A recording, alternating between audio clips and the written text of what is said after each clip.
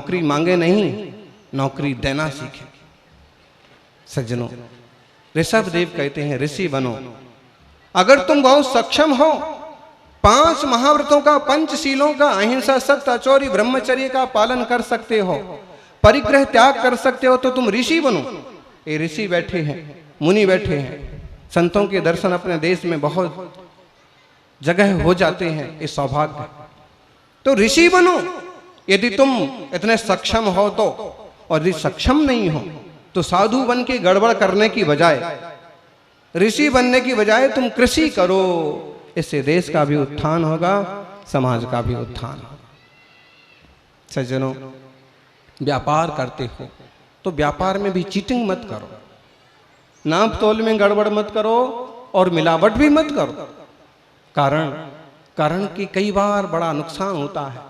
यदि कोई मेडिकल्स, यदि कोई फार्मासिस्ट और दवाइयों में मिलावट कर देते हैं तो कितना अनर्थ होता है।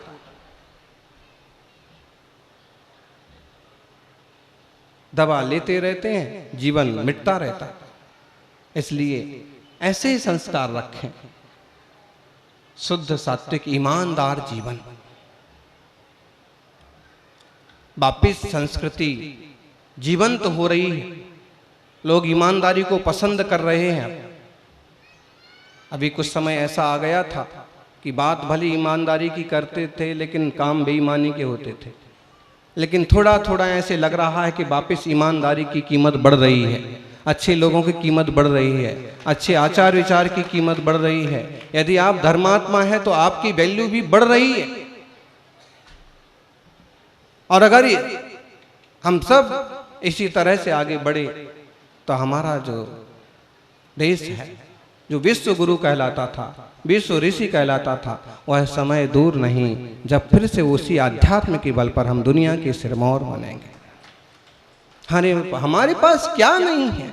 सत्य, अहिंसा, सदाचार, योग, प्रेम, शांति, ईश्वर, दया, करुणा, हमारे पास क्या नहीं है?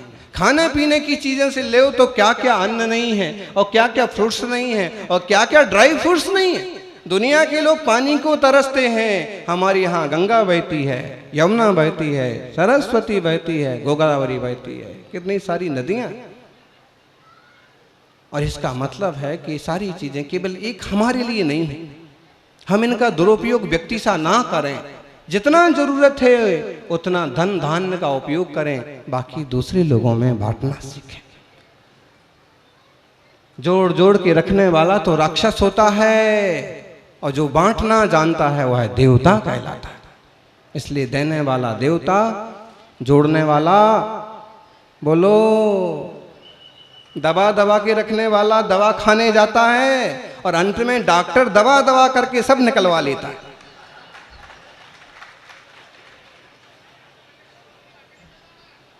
इसलिए दवा दबा के रखना नहीं और दवा दबा के खाना नहीं, बढ़िया से खाना, और जो बचा लोगों को समाज के उपयोग के लिए बांट देना।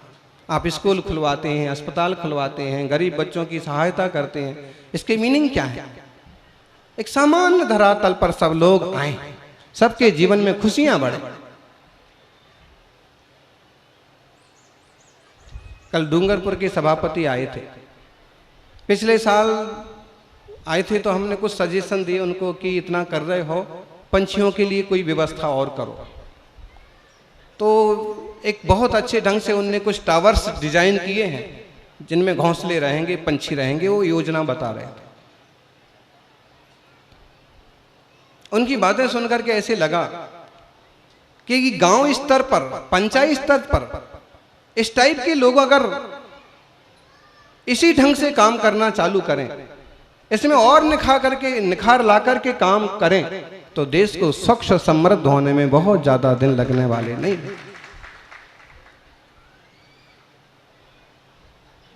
हम भगवान की जन्म कल्याण महोत्सव मनाए, और इसलिए मनाए क्योंकि उनके जन्म और जीवन से हमने बहुत कुछ सीखा। राम ना होते देश में मर्यादाओं का पाठ कौन सिखाता? कृष्ण ना होते देश को स्वदेशी का पाठ कौन सिखाता?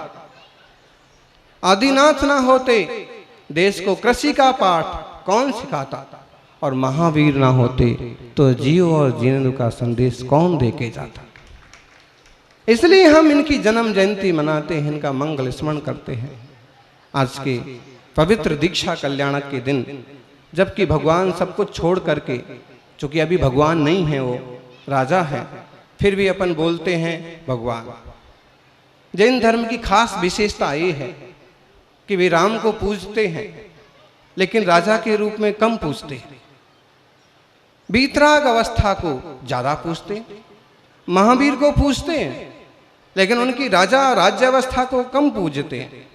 वे जब तपस्या को निकल गए और भगवान कर्मों का नाश करके कृतकृत्य हो गए, तो पूरी तरह से पूजते। क्यों? क्योंकि इन लोगों ने हमेशा से तप त्याग के लिए महत्व दिया।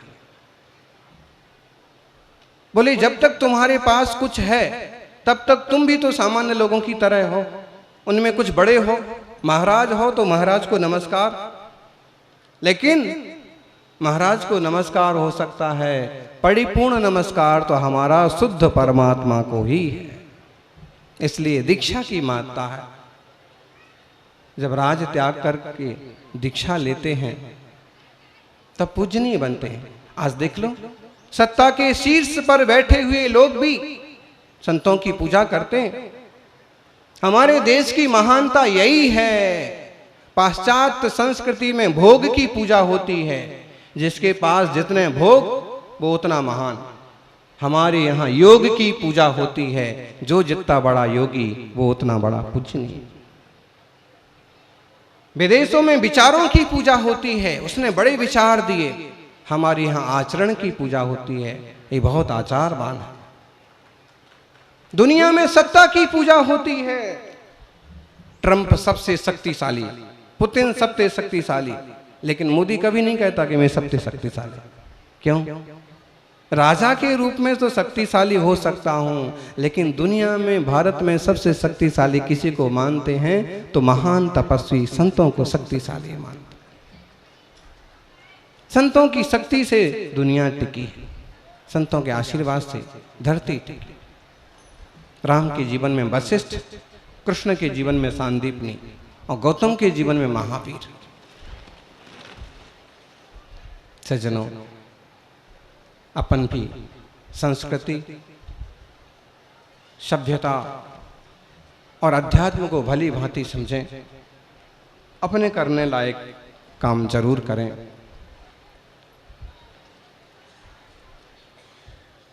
आंखें बंद कर लेने से मुसीबत नहीं टलती, और मुसीबत आए बिना आंखें नहीं खुलती। अमीर जीवन में सोने की चैन न होने से सुख मान के सो जाता है, लेकिन गरीब चैन देख करके चैन से सो नहीं पाता। सज्जनों, आंखें बंद मत करिए। जो मुसीबतें हैं सो हैं, जो समस्याएं हैं सो हैं, और उनसे हमें ही टकराना होगा, हमें ही कोशिश करना होगी। कोई दूसरे आसमान से, दूसरी दुनिया से आकर के लोग हमारी हेल्प नहीं करेंगे। मंगल पर जाने की बात होती है, मंगल पर जाएंगे, मंगल पर बस्ती बनाएंगे। हम कहते हैं मंगल पर जाओ मत जाओ।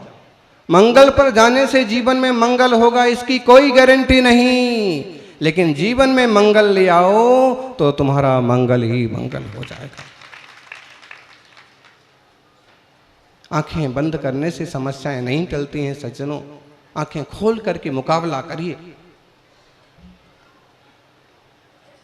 हमें अपने दुख तो दिखते हैं, हमें ये समस्या है, ये तकलीफ है, हमें पड़ोसी के और दूसरे के भी तो दुख दिखना चाहिए, उसके भी दुख मिटाने की हमारी जिम्मेदारी होना चाहिए। जो स्वार्थ में जीता है वह संसारी, और जो परमार्थ में जीता है वह सन्यासी। अगर कोई व्यक्ति गृहस्थ में रह करके भी दुनिया के लिए काम कर रहा है तो वो भी सन्यासी से कम नहीं है। इसलिए हम स्वार्थी ना बने। पानी में जितना नल में पानी आ रहा है, मैंने इसका बिल भरा है, नाली में बहाऊंगा, लेकिन नल की टोटी बंद नहीं करूंगा। ये क्या है? अकड़ और स्वार्थ। और इसके पीछे मालूम पड़ रहा है कि तुम्हारे भीतर शैतान बैठा, तुमने बिल भरा है और जितना पानी आएगा तो सारे बर्बाद करने का बिल भरा है क्या? भाई यूज कर लिया पानी, उपयोग में आ गया, इसके बाद तो नल को, टोंटी को पूरी तरह से बंद करो। और फिर भी तुम शैतानियत रखते हो कि जाने दो नाली में पानी, मैंने तो बिल भरा है। बिल भरा होगा लेकिन तुम किसी के हिस्से का पानी नष्ट नहीं कर सकते, किसी के हिस्से का अन्न नष्ट नहीं कर सकते, किसी के हिस्से की जमीन नष्ट नहीं कर सकते, किसी के हिस्से की वायु खत्म नहीं कर सकते, किसी के हिस्से के पेड़ नहीं काट सकते। बेटी पेट में आती है, अपना भाग्य लेके आती है। पशु पंछी गांव में रहते हैं, अपने भाग्य से रहते हैं। तुम किसी को सताने और हटाने के लिए कौन होते हो? सज्जनों, गांव गांव सभ्यता और स्वच्छता तो पहुंचाना ही है, लेकिन गांव गांव में आत्मीयता जगाना भी जरूरी है। बित्ते बित्ते खेत के लिए लोग कत्ल कर देते हैं, घड़े घड़े पानी के लिए लोग डंडे निकाल लेते हैं। कभी कभी घर में ही ऐसे माहौल बिगड़ जाते हैं कि आत्महत्या करने को लोग तैयार हो जाते हैं। और खासकर पिछड़े वर्ग में, पिछड़ी बस्तियों में तो ये समस्याएं बहुत खतरनाक है। ऐसे में शिक्षा और संस्कार भी गांव गांव तक पहुंचाने का हमारा सबका कर्तव्य है। क्योंकि हम संत हैं और हमसे प्रश्न करो कि आप क्या करते हो, तो हम तो एकदम साफ जवाब देते हैं कि अभी और कोई कर रहा होगा ना कर रहा होगा, उससे ज्यादा हम करते। क्योंकि जब हमारा पदविहार होता है तो गांव गांव की छोटी से छोटी बस्तियों में भी रुकते हैं और छोटे से छोटे गांव में भी एक प्रवचन देते हैं, उन्हें धर्म सिखाते हैं, उन्हें जीने की कला सिखाते हैं। और सौभाग्य है भिलोड़ा वालों का, जब भिलोड़ा बोलते हैं तो लोग भ्रमित हो जाते हैं। पहली बार तो हम खुद ही भ्रमित हो गए गांधीनगर में, जब यहाँ के लोग आए और कहने लगे पंच कल्याणक को पधारिए भिलोड़ा।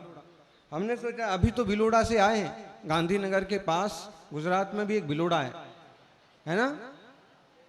हाँ भिलोड़ा, लेकिन ज्यादा अंतर मालूम नहीं पड़ता ना, वहां भी बहुत बड़ा मंदिर है। तो हमने कहा, सोचा अभी तो वहां से आए हैं, वहां का पंच कल्याण कहां से आ गया? हम खुद भ्रम में पड़ गए। लेकिन जब थोड़ी और बात की तो उनकी जबान से निकलती थी बागड़ी भाषा, बागड़ी, तो समझ में आ गया कि कहीं ये बागड़ के ही हैं और बागड़ में भी भिलोड़ा है, वहां से आए। अगर गुजराती बोल रहे होते तो हमारा भ्रम और पक्का हो जाता। दूसरा ऐसा ही हुआ जयपुर वालों के साथ। जयपुर वाले बहुत दिनों से, बहुत सालों से लगे कि चतुर्मास जयपुर हो, और 3-4 बार से आ रहे थे। हर बार बोलते थे कि महाराज जी अब भिलोड़ा में आप पंच कल्याण को पधारेंगे तो वहां से केवल 350 किलोमीटर है जयपुर, आपको तो इस बार चलना ही पड़ेगा। हम कहते थे कि नहीं ज्यादा है, नहीं हमने मैप पर देखा है और मोबाइल पर देखा है। हमने सोचा कि कुछ हो सकता है, इसलिए हम भी ज्यादा ना नहीं किए, हम मौन रह गए। देखते हैं वहां पहुंचने तो दो। वहां पहुंचे नहीं कि वे खुद ही आ गए अगले हफ्ते और कहने लगे महाराज अब आप जयपुर नहीं पधार सकते। हमने कहा क्यों? बोली भिलोड़ा सो तो जो है ना जयपुर 550 किलोमीटर है, तुम ही कहते थे 350 550। बोले हम तो जो सोचते थे कि नीमच के पास जो भिलोड़ा है वहां से महाराज जी पंच कल्याण करके आ जाएंगे। और मतलब ये समझ लो कि भिलोड़ा भिलोड़ा भिलोड़ा में बस भुलाड़ा ही है। फिर भी यहाँ धर्मात्मा लोग रहते हैं और एक मन बनाया कि पंच कल्याणक प्रतिष्ठा महोत्सव करेंगे। केवल 5 साल पहले आचार्य श्री अभिनंदन सागर जी के सानिध्य में पंच कल्याणक महोत्सव हुआ था और फिर आज एक अवसर आया है। तपस्वी सम्राट गुरुदेव सन्मति सागर जी महाराज भी यहाँ पधारे और लोगों को उनके भी आशीर्वाद का लाभ मिला था। आज इस भीषण गर्मी में 9 तपा चल रहे हैं और इतनी तपन में भी पूरा मंडप भरा हुआ है, आश्चर्य की बात है। आपकी श्रद्धा और प्रेम की बात है कि सब लोग शांति से उपस्थित हुए हैं और बैठे हुए हैं। समय ओवर हो गया फिर भी आप सुन रहे हैं और हम प्रवचन कर रहे हैं। नहीं तो हमें अभी मंच से उतर जाना चाहिए था। 8:30 से 9:30 बहुत होता है। सज्जनों, गुरुओं की सेवा निष्फल नहीं जाती। एक कल्पना की थी, पंच कल्याणक करेंगे। गांधीनगर में आके निवेदन किया, लोगों में आपस में ही ऐसे चल रहा था, कैसे होगा कैसे होगा, क्यों करना, जरूरी नहीं है, कोई कहते जरूरी है। फिर हमने कहा ऐसा करो, आप सब लोग बैठ कर के निश्चय करो कि हमें किस तरह से धर्म आराधना करना है, किस तरह से भक्ति करना है। अरे पंच कल्याणक महोत्सव तो ऐसे हैं कि चाहो तो हर महीने करो, हर साल करो, हर रोज करो, भक्ति ही तो है। और चाहो तो बरसों बरस बीत जाते हैं तो भी। एक ज्ञानी कह रहे थे रास्ते में कि ये तो भगवंतों का, गुरुओं का आशीर्वाद है कि केवल 5 साल बाद हमें पंच कल्याण करने का मौका मिल रहा, वरना 50-50 साल की तपस्या करते निकल जाते हैं, लोगों को महोत्सव देखने को नहीं मिलते। सौभाग्यशालियों, अपने एक एक समय का, एक एक मिनट का सदुपयोग करना, गांव वालों को जोड़ना, बताना कि अभी अभी तो तुमने श्री राम की कथा सुनी, अब तुम आओ आदिनाथ और महावीर की कथा भी सुनो। मालूम पड़ेगा कि अपना देश क्या है, अपनी संस्कृति क्या है, और इस संस्कृति में कैसे महापुरुष और तीर्थंकर पुरुष हुए। मित्र मिले तो मेला कीजिए, चित्त मिले तो चेला। चेला किसे बनाना जी? बोलो सुरेश जी, किसे बनाना चेला? चित्त तो मिले, दोस्त किसे बनाना? चित्त तो मिले। चित्त ना मिले तो बात बात में बखेड़ा करे। अच्छा करो तो बखेड़ा, बुरा करो तो बखेड़ा, समझाओ तो बखेड़ा, ना समझाओ तो बखेड़ा।